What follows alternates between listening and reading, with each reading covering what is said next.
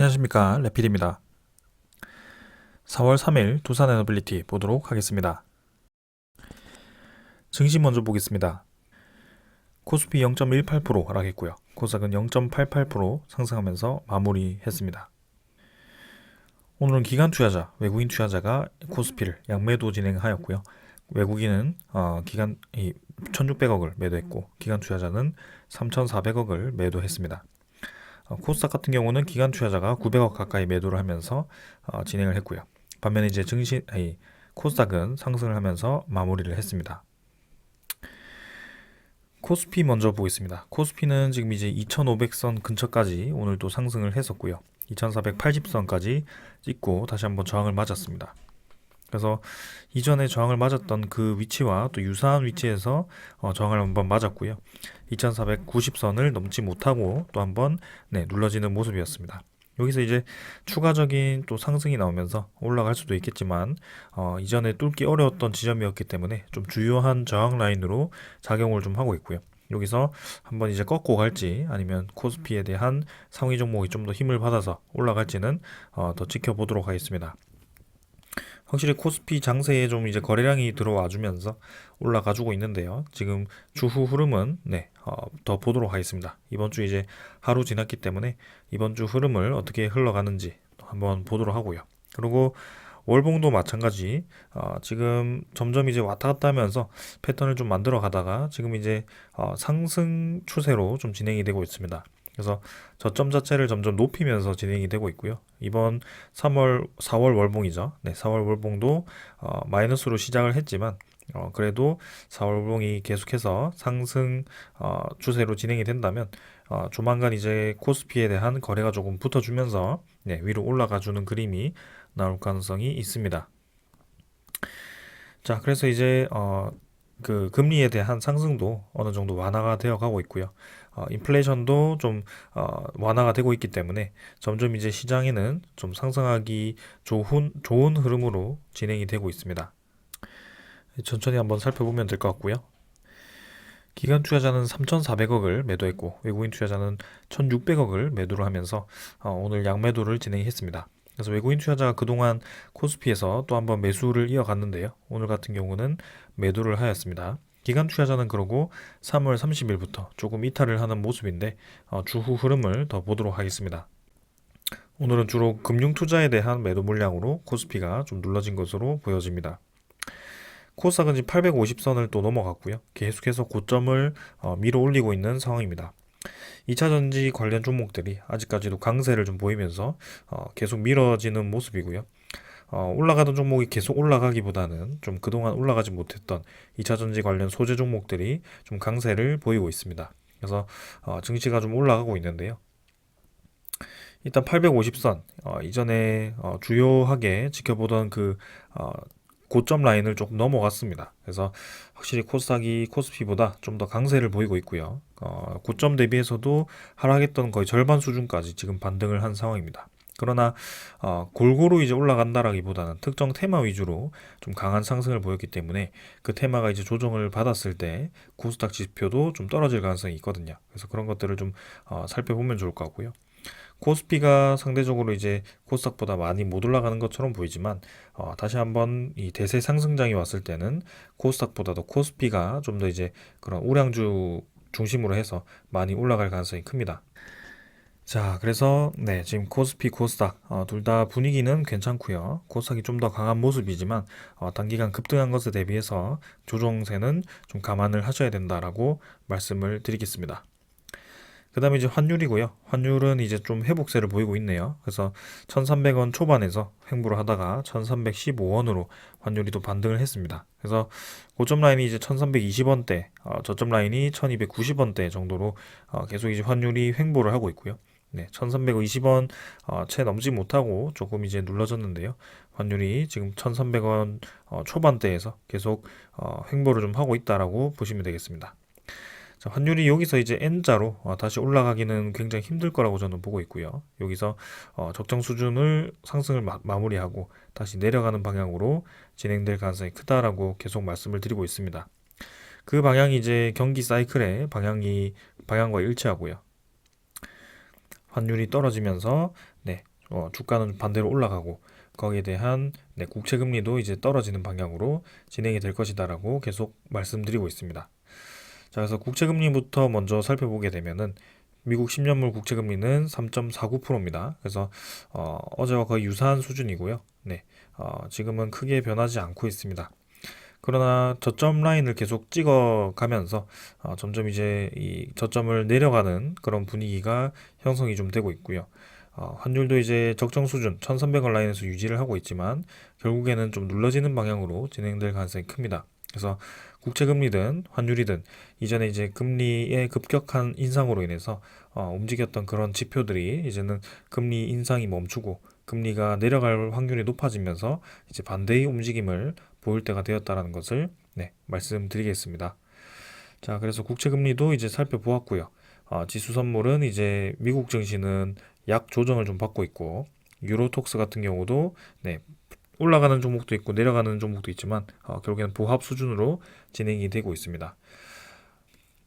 그래서 증시가 전반적으로 이제 하락보다는 조금 상방으로 힘을 주고 있다는 것이 보여지고 있고요.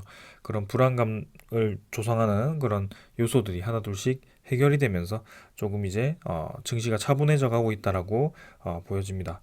자, 그래서 뱅크런에 대한 그런 우려감이 지난주까지만 해도 굉장히 심각한 수준이었는데요. 지금 저번 주 말부터 그다음에 이번 주까지 해서 그런 소식이 전혀 들리지 않고 있습니다. 그래서 그만큼 이제 단발성의 그런 악재였다라고 볼 수 있을 것 같고요. 추후에 또 이제 그런 소식이 나올 수도 있지만 거기에 대해서도 충분히 시장이 대응할 만큼 여유가 있고 그리고 빠르게 지금 대응을 하면서 그런 악재가 더 이상 도미노처럼 확대가 되지 않도록 잘 대응을 하고 있다. 이렇게 이해를 하시면 되겠습니다. 그래서 우리가 그런 악재가 어떻게 터질지 그리고 이전에 그런 악재처럼 또 이제 크게 터질 수 있을지 그런 것들을 우리가 예측하고 우리가 거기에 대해서 대비를 하고 따라가고 이런 것보다는 그냥 시장의 전체 흐름을 계속 살펴보면서 그 시장의 흐름에 따라서 대응을 해 가는 것이 좋을 것 같다라는 말씀을 드립니다. 그래서 단순하게 생각해서 그런 글로벌 악재를 다 떠나가지고 지금은 경기 침체에 집중을 하기보다는 이제는 금리 인상에 대한 금리 고점이죠. 금리 고점에 위치를 한다라고 생각을 하시는 게 좋겠습니다. 그래서 금리가 고점을 찍었다면 얼마나 유지할지를 모르겠지만 결국에는 금리는 떨어지는 방향으로 진행이 될 거고 그게 단계적으로 떨어질지 아니면 경기 침체가 조금 심해져서 빠르게 떨어질지 그건 알 수가 없습니다. 그러나 이 시장 입장에서는 경기를 제외하고 이 주식 시장이라든지 아니면 그런 부동산 시장이라든지 그런 코인, 비트코인이라든지 그런 모든 자산 시장 입장에서는 시장에 돈이 풀리는 것이 유리하다. 이 말씀을 좀 드리고 싶습니다. 그래서 시장에 돈이 풀리기 위해서는 결국에는 금리가 내려가야 된다라는 걸 말씀드리고 싶고요.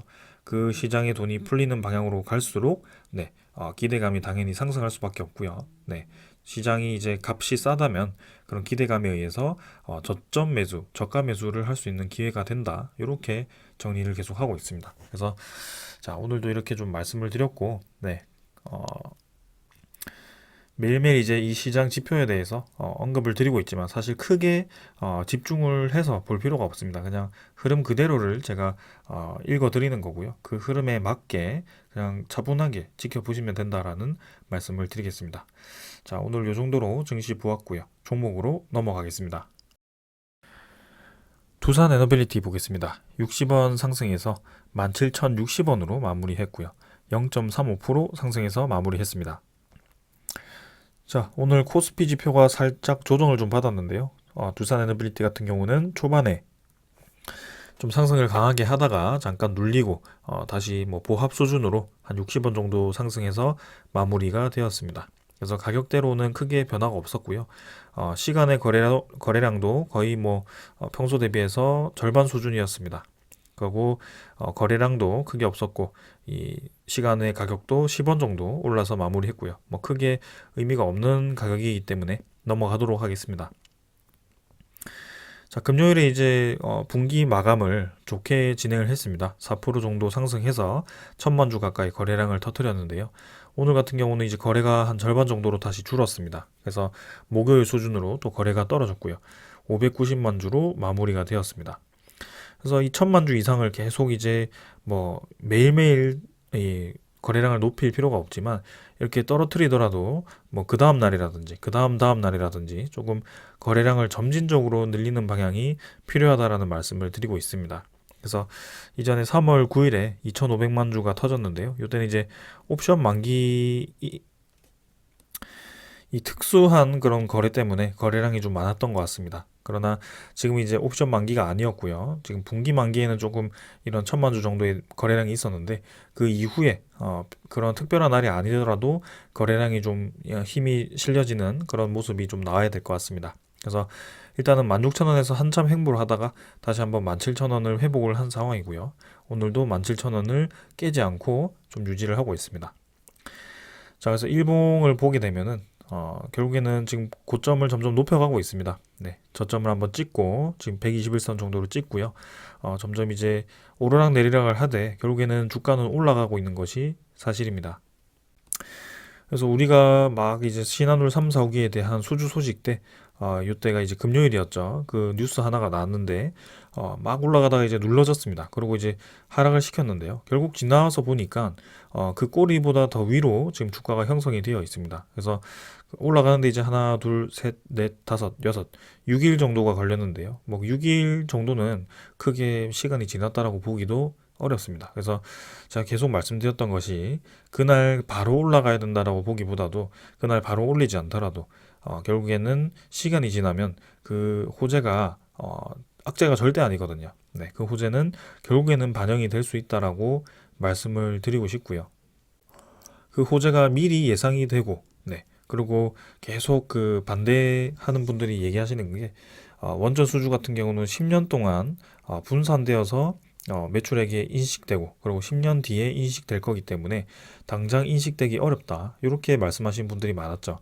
오히려 저는 그게 이 주가를 천천히 올릴 수 있는 그런 상승 동력이라고 볼 수 있을 것 같고요. 네, 그게 뭐 한 방에 반영이 되지 않더라도 앞으로 천천히 천천히 매출액이 늘어날 거고요. 그 다음에 그 수주 잔고가 계속 늘어나겠죠. 그래서 저는 중장기적으로 계속 좋게 바라보고 있는 겁니다. 네, 그래서 지금 결국에는 말씀드리고 싶었던 것은 그런 수주 소식 당연히 좋았지만 그 수주 소식에도 주가가 떨어졌다라고 막 비판하기보다는 결국에는 추세를 돌리고 올라가고 있는 이 상황에 좀 더 집중을 하시고 그리고 이 주가에 너무 연연하기보다는 전체적인 추세 흐름과 그 다음에 앞으로에 대한 그 이 기업이 처한 상황 그런 것들을 좀 더 집중적으로 보면 좋겠다라는 말씀을 계속 드립니다. 자, 그래서 결국에는 저점은 계속 높여왔고요. 작년 10월부터 해서 네, 지금까지 주가는 반등을 계속 하고 있습니다. 네, 블록딜 이후부터 지금까지 좀 시간이 많이 흘렀는데요. 그래도 이제 차근차근 이제 반등을 좀 시키면서 결국에는 이 추세를 계속 유지를 하고 있고요. 오르락 내리락 오르락 내리락을 지금 한 네 번째 진행을 하고 있는 상황입니다. 그래서 다음 이제 올랐을 때 다음 가격이 형성되었을 때 또 한 번 내린다 이렇게 또 보기도 어렵거든요. 결국에는 원하는 때에 원하는 수급이 들어왔을 때 갑작스럽게 출발을 할 수도 있는 부분이기 때문에 그런 것들은 항상 염두를 해두고 우리는 그 때가 왔을 때 준비된 상태로 지켜보기만 하면 되는 겁니다. 그래서 지금은 그런 상황을 우리가 예상할 필요도 없고 그 상황이 앞으로 언제 나올지에 대해서도 좀 그렇게 깊이 몰두할 필요가 없는 겁니다. 그래서 결국에는 이런 조정이 나올 때마다 좋은 기회가 될 수 있는 거고요. 사실상 이 13,000원대, 14,000원대 가격이 상당히 매력적이었는데 그 가격대가 지금 이제는 오지 않는 상황이 되어 버렸습니다. 네, 그래서 계속해서 이 추세 상승은 유지가 되고 있고 제가 말씀드렸던 17,400원 정도, 네, 요 정도가 이제 쉽게 또 뚫려 나가는지, 그리고 그 고점을 또 높여가는지 그런 것들을 살펴볼 필요가 있겠습니다. 그래서 지금은 천천히 한번 이 차트, 이 추세 정도만 이해를 하고 지켜보면 될 것 같고요.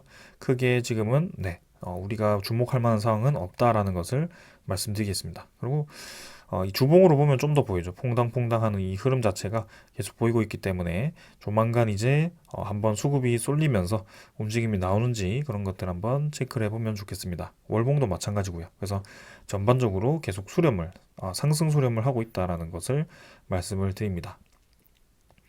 자, 수급 자체는 이제 기관 투자자 33만 7천 주 매수했고요. 외국인 투자자는 6만 6천 주 매도했습니다.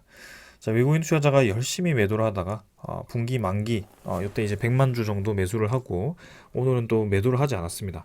그래서 특수적으로 매수를 하고 나서 그 다음에 또 매도를 계속 이어갈지가 좀 관건이었는데 오늘 그 우려보다는 이제 매도를 멈춘 것으로 좀 보여지고요. 특정한 물량을 채우기 위해서 또 공매도를 했던 것인지 그런 것들은 공매도 잔고와 뭐 그런 주가 흐름 정도, 네, 외국인 투자자에 대한 물량 정도로 계속 체크를 하면서 말씀을 드리겠습니다. 자, 지금은 어느 정도 외국인 투자자에 대한 매도 물량이 멎었다라고 좀 보여지고요. 그다음에 기관 투자자 같은 경우는 금융 투자가 15만 주, 16만 주 정도 매도했고 보험 투시는 거의 뭐 변화가 없었습니다. 그다음에 이제 연기금 투자자가 이제 50만 주 정도를 매수를 하면서 매수를 지금 4일 정도 또 연속으로 진행해주고 있고요. 만기 뭐 이런 날 제외하고도 오늘 갑작스럽게 또 50만 주를 또 많이 이렇게 매수를 진행을 했습니다.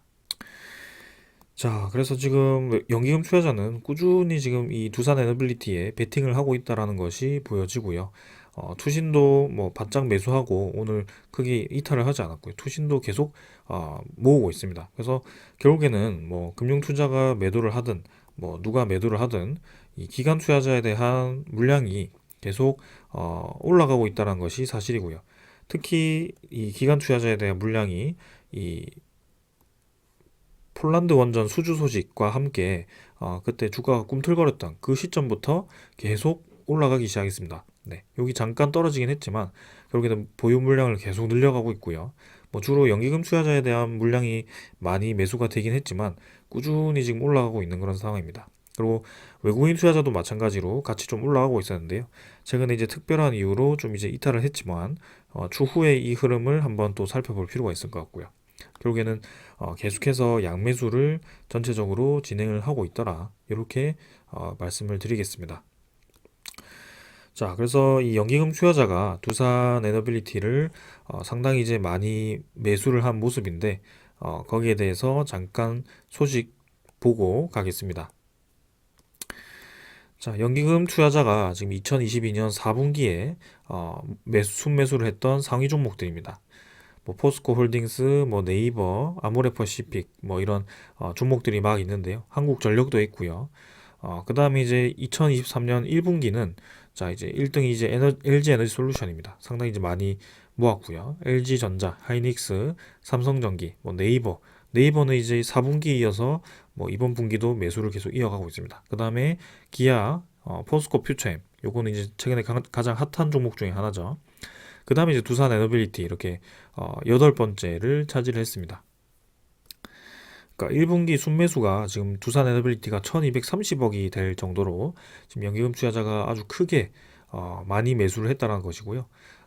오히려 살펴보면 코스피 30 종목에 포함되는 그런 종목을 거의 다 제치고 아주 많이 매수를 했다라고 볼 수가 있습니다. 재무제표만 보면 적자고, 그죠? 뭐 순차익금이 아직 많이 상환되지도 않았고, 여러분들이 생각하는 그런 뭐 수주에도 크게 가격대가 변하지 않는 그런 상황에서 왜 저렇게 1분기 동안 열심히 매집을 해서 1200억 정도를 베팅을 했을지 그런 것들을 좀 더 생각을 해볼 필요가 있을 것 같습니다. 그리고 그 1분기 매수를 하고 나서도 지금 2분기 첫 시작 날부터 50만 주를 매수를 하면서 거의 100억 가까이의 매수를 진행을 했거든요. 그래서 연기금 투자자가 계속 이제 두산 에너빌리티를 모아갈지 한번 지켜볼 필요가 있을 것 같습니다. 그래서 보통 이런 두산 에너빌리티 이외에 그런 많이 매수를 하는 종목들을 보면은 배당금 위주로의 그런 장기 투자를 하는 연기금 투자자인데요. 지금 그러고 성장을 할 수 있는 아주 장기적으로 봤을 때 성장할 수 있는 종목에 투자를 하는 연기금 투자자이기 때문에 지금 두산 에너빌리티를 향후 전망을 상당히 좋게 보고 있는 것 같고 그리고 관련 테마를 지금 투자를 포트폴리오를 짜서 투자를 본격적으로 하고 있는 것이다라고 좀 보여집니다. 자, 그래서 이렇게 계속해서 꾸준히 매집을 하는 세력이 있다는 것만으로도 상당히 이제 좋은 소식이고요. 한번 그 움직임을 계속 지켜보도록 하겠습니다. 그 다음에 두산 에너빌리티 공매도 잔고도 한번 살펴보겠습니다. 잔고는 이제 1250만 주고요. 1160만 주에서 또 한 90만 주 정도가 증가를 했습니다. 3월 30일까지 이제 공매도 잔고 거래가 활발했고요. 그리고 공매도 잔고가 계속 늘어나는 모습이었죠. 그래서 780만 주에서 1250만 주까지 거의 한 460만 주 정도가 빠르게 이제 증가를 하는 모습이었는데요. 그 이후에 이제 3월 31일에 외국인 투자자가 한 100만 주를 매수를 했습니다. 그래서 그 100만 주가 이 공매도 상환을 하면서 진행이 되었다면 아무래도 3월 31일 내일 우리가 공매도 잔고를 체크했을 때 100만 주 정도 그 이상이 아마 잔고가 줄어 있지 않을까라는 생각이고요. 오늘 같은 경우도 공매도 거래가 많았지만 외국인 투자자에 대한 매도가 크게 없었던 것을 보았을 때는 공매도 잔고가 줄어드는 방향으로 또 진행이 되고 있을 가능성도 있습니다. 그래서 그런 것들 한번 추후에 계속 살펴보도록 하겠습니다. 일단 공매도 잔고가 무리하게 계속 늘어나는 방향으로 가는 것은 아니다라고 좀 보여집니다. 그 다음에 이제 대차전고도 한번 살펴보겠습니다. 대차전고는 체결 56만 주, 상환이 33만 주입니다. 그래서 체결이 20만 주 정도 더 많아서 이 3월 31일 대비해서는 한 20만 주 정도 늘었는데요. 2,720만 주, 크게 뭐 무리 없는 수준입니다. 그래서 공매도 잔고도 마찬가지, 대차 잔고도 마찬가지 고점을 찍고 이제 다시 내려가는 방향으로 가는지 한번 체크를 해볼 필요가 있겠습니다. 그래서 혹시나 제가 이제 한 3일 전인가요? 그 공매도 패턴에 대해서 두산 에너빌리티 공매도 패턴에 대해서 이 주가와 좀 연관을 지어서 설명을 드린 영상이 있는데요.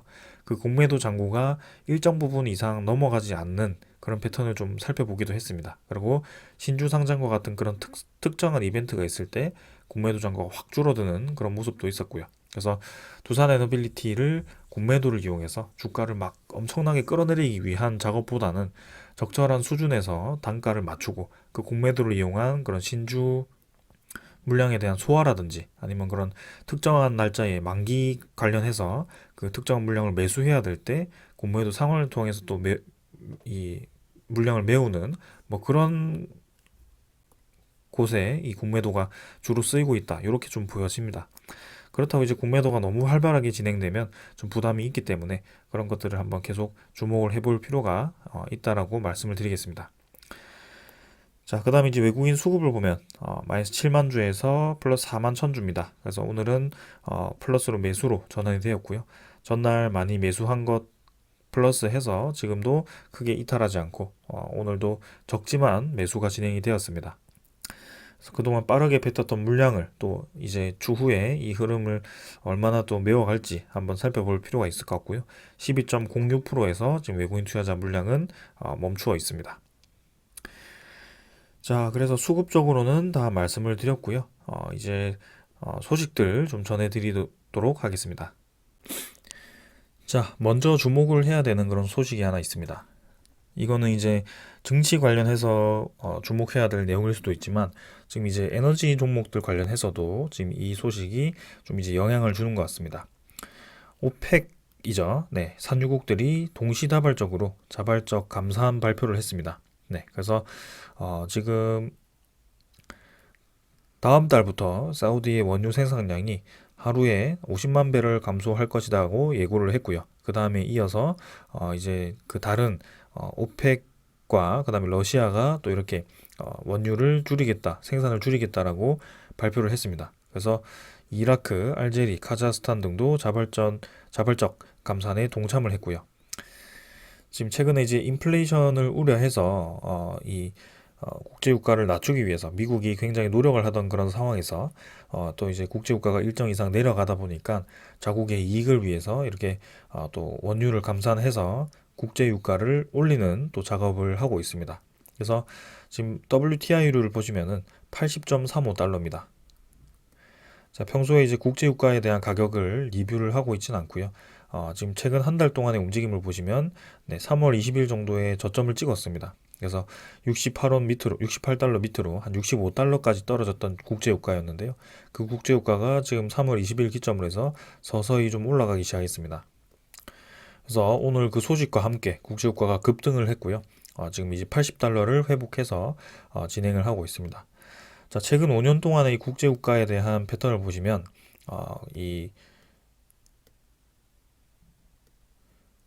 평소에 한 80달러, 네, 60달러 이 수준에서 국제유가가 크게 변하지 않던 수준에서 지금 코로나 이후에 한번 크게 급락을 하고 그 돈이 풀리면서 국제유가가 아주 급등을 했던 그런 상황이 있었습니다. 그래서 110달러, 뭐 120달러 가까이 올라갔던 국제유가가 좀 이제 하락을 하고 있는 그 상황에서 지금 이제 80달러, 60달러를 기점으로 해서 또 감산을 하면서 유가를 또 올리는 그런 움직임이 나왔습니다. 산유국 입장에서는 결국에는 이제 이 유가가 떨어질수록 손해이기 때문에 그런 주도권을 가지기 위해서 이렇게 감산을 하면서 유가를 유지를 한다라고 보여지는데요. 그러면 이 소식이 왜 에너지 관련 기업들과 관련이 있느냐? 유가가 올라갈수록 아무래도 유가가 빨리 올라갈수록 또 에너지에 대한 그런 가격이 올라갈 수밖에 없고요. 그 기름을 사용하는 그런 또 에너지원들이 또 그런 가격 변동에 의해서 타격을 받을 가능성이 굉장히 큽니다. 그래서 이전에 러시아 우크라이나 전쟁으로 인해서 천연가스가 가격이 급등하면서 그 가스 가격 급등에 대한 피해를 받은 것처럼 또 이제 원유에 대한 가격이 또 주목이 되는 상황이고요. 결국에는 강조되는 것은 에너지 안보가 될 수밖에 없다. 그리고 안정적인 에너지원이 계속 필요할 수밖에 없다라는 것을 다시 한번 또 이를 계기로 볼 수가 있습니다. 그래서 원유와 천연가스를 대체할 수 있는 에너지를 계속 찾을 수밖에 없고요. 그리고 그 상황 속에서 이제 탈탄소가 필요하기 때문에 원자력 에너지라든지 신재생 에너지라든지 수소 에너지가 계속해서 주목을 받을 수밖에 없습니다. 그래서 그 상황 속에서 두산 에너빌리티가 계속 주목을 받아왔고요. 제가 한 오래 전부터 계속 이 시장 상황과 그다음에 주변 환경에 대해서 강조를 드려왔고 그 상황이 다시 한번 지금 또 이제 나타나는 그런 상황입니다. 자, 그래서 자국 이기주의라고 하죠. 네, 계속해서 이제 에너지에 대한 그런 패권 다툼 때문에 에너지를 가지고 있거나 자원을 가지고 있는 그런 국가들이 그것을 이제 무기화하기 위한 움직임을 계속 보이고 있다는 겁니다. 그래서 이제 그런 무기화하는 그런 시점에서 에너지 안보를 위해서 에너지 자립을 하는 국가가 지금 폴란드죠. 그래서 무기 수입도 하고 에너지 안보 위기가 고조되었기 때문에 한국형 원전 도입을 위한 MOU 체결까지 했고요. 지금 이제 폴란드 원전의 제3 프로젝트를 또 추진하기 위해서 부지를 선정을 하는 그런 상황입니다. 그래서 우리의 그 7월달 본계약 체결에 대한 기대감은 이 프로젝트라고 보시면 되고요. 민간 기업과 이제 협력하는 그런 원전 프로젝트이기 때문에 조만간 그 프로젝트가 또 이제 구체화되지 않을까 싶습니다. 그래서 빠르면 7월 달이기 때문에 7월 달 이후가 될 수도 있고요. 일단 올해 안으로는 확실히 이제 구체화되고 그리고 제3 프로젝트를 검토한다라는 것은 이 원전 건설에 대한 의지가 확실하다라는 것을 또 알 수가 있습니다. 그래서 조만간 이제 웨스팅하우스의 첫 번째 계약이 실시가 될 거고요. 두 번째 이제 우리나라와의 그런 계약이 또 된다면 이제 그 첫 번째와 두 번째 프로젝트에 대한 완공 시기가 거의 유사했기 때문에 계약 일자도 거의 유사할 것이라고 저는 생각을 좀 하고 있습니다. 그래서 아직까지 2기가 될지 4기가 될지 모르는 상황에서 일단 좀 더 주목을 해볼 필요가 있고요. 그리고 어, 우크라이나가 이제 파기되었기 때문에 거기에 대해서도 폴란드가 이 우크라이나 재건을 위해서 노력을 하고 있다라고 합니다. 그래서 우리 측에 여러 차례 우크라이나 재건 사업에 대한 협력을 제안을 했고요. 그래서 국제 기구를 통한 그런 참여라든지 우리나라가 이제 폴란드에 나가 있는 기업들이 많기 때문에 그런 기업들이 또 이제 직접 지원을 해준다든지 그런 방법들이 있다고 합니다. 그래서 이미 폴란드는 우크라이나 재건을 위해서 지원할 이 기업들을 모집을 하고 있는 것 같고요. 추후에 이제 전쟁이 끝났을 때 우크라이나 재건을 위해서 우리나라도 또 이제 뛰어들 가능성이 크다라는 것을 말씀을 드리겠습니다. 그 상황 속에서 당연히 이제 에너지 플랜트 그런 건설이라든지 그런 뭐 이 재건 입장에서는 두산 에너빌리티도 빠질 수 없기 때문에 또 기대가 되는 상황입니다. 자, 그 다음은 직접적인 소식은 아니지만 UAE 300억 불 투자 당분간 아니 최근에 이제 소식이 별로 없었습니다. 그래서 사실상 이제 지난해에 이 투자 소식에 대해서 오픈이 되었고 거기에 대해서 이제 많은 기대감이 있었습니다. 그러나 그런 투자처라든지 투자를 어디에 할 것인지 그리고 어떤 기업이 할 것인지에 대해서 아직까지 그 전체적인 윤곽이 드러나지 않았기 때문에 조금 이제 잊혀져 가던 그런 상황인데 지금 이제 UAE 국부펀드 무바달라죠. 네, 무바달라의 최고위급 인사들이 한국 투자를 위해서 5월에 방한을 하고 구체적인 투자처를 조율하기로 한 것으로 알려졌습니다. 그래서 5월에 한국에 머물면서 토스, 카카오 등 국내 플랫폼 기업과 그다음에 바이오 콘텐츠, 그다음에 신재생에너지 기업 관계자들을 대거 만나서 투자를 조율할 것으로 알려졌고요. 그래서 대통령실은 거기에 이어서 무바달라의 투자 대상에 국내 원전과 방산, 수소, 태양광 기업들도 대상이라고 밝혔다라고 합니다. 그래서 원전과 이제 수소, 그 다음에 신재생에너지가 합쳐진 기업이 이제 두산 에너빌리티이기 때문에 이번 투자를 또 이제 받아서 좋은 결과를 좀 냈으면 좋겠고요. 투자를 뭐 어떤 식으로 할지는 모르겠지만 5월 달에 이제 방한을 한다라고 하니까 이 4월과 5월은 이 두산 에너빌리티 그리고 이 에너지 기업들 입장에서는 굉장히 중요한 달이 되지 않을까 싶습니다. 4월 같은 경우는 이제 우리나라 대통령이 미국에 방문을 해서 본격적인 그 협력에 대해서 언급을 할 거고요. 이 웨스팅하우스와 한전, 한수원이 또 어떻게 그 소송을 풀어나갈 것인지도 네, 결정이 될 거기 때문에 그런 것들을 좀 주목을 할 필요가 있고요. 5월달 같은 경우는 저렇게 이제 UAE에 대한 국부 펀드 투자 방향이 또 결정될 거고요. 그래서 7월달 같은 경우도 이제 그런 폴란드 원전에 대한 소식이 들려올 수 있기 때문에 이제 조만간 네, 그런 소식들이 하나둘씩 들려오면서 조금 이제 주가 모멘텀이 살아나지 않을까라는 생각도 해봅니다.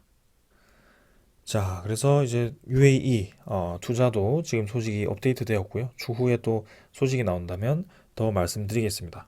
그리고 이제 창원에 또 이제 SMR 실증 단지가 조성이 필요하다라는 얘기가 있었고요. 최근에 이제 창원시가 두산 에너빌리티 본사가 있는 도시죠. 거기에 이제 산업단지가 형성된다라고 했기 때문에 지금 SMR 관련해서 원자력 관련해서 그리고 그런 수소 관련해서 지금 시 차원에서 굉장히 많은 지원을 받을 것으로 예상이 됩니다. 그런 상황 속에서 최근에 또 SMR 관련해서 지금 이 기술이 많이 주목을 받고 있는 상황이기 때문에 지금 이제 우리가 ISMR이라든지 그런 차세대 SMR을 개발해서 상용화를 하는 그 준비를 위해서 이미 수주 전에 우리나라에서 SMR을 제작하고 거기서 실증을 해야 된다라는 또 이제 의견을 제시한 거죠. 그래서 뉴스케일 파워는 2029년에 초도기를 준공을 해서 운영을 할 거고요. 미국 엑스에너지사도 2030년 초에는 상용화가 예상되고 있기 때문에 우리나라도 이제 그런 것들을 위해서 국내 실증을 통해 수출 상품화하고 해외 진출 추진이 가능하도록 해야 된다라는 언급을 한 겁니다. 그래서 SMR 관련해서 국내에서 개발하고 있는 이 사업이 얼마나 또 이제 구체화가 될지 한번 지켜보도록 하고요. ISMR이 좀 잘 진행이 되었으면 하는 상황입니다. 그 과정 속에 두산 에너빌리티가 빠질 수 없음은 거의 확실한 것으로 보여집니다. 자, 오늘은 이 정도로 소식을 좀 전해드리고 마치도록 하고요. 주가가 막 엄청나게 급등하고 우리도 정신없이 상승에 취했으면 하지만 아직까지는 그런 흐름은 보이진 않고 있습니다. 그러나 차근차근 지금 이제 저점을 올려가면서 잘 진행을 하고 있기 때문에 지금처럼 계속 지켜봐 주시면 좋을 것 같습니다. 자, 오늘 여기까지 하고 마무리하겠습니다. 감사합니다.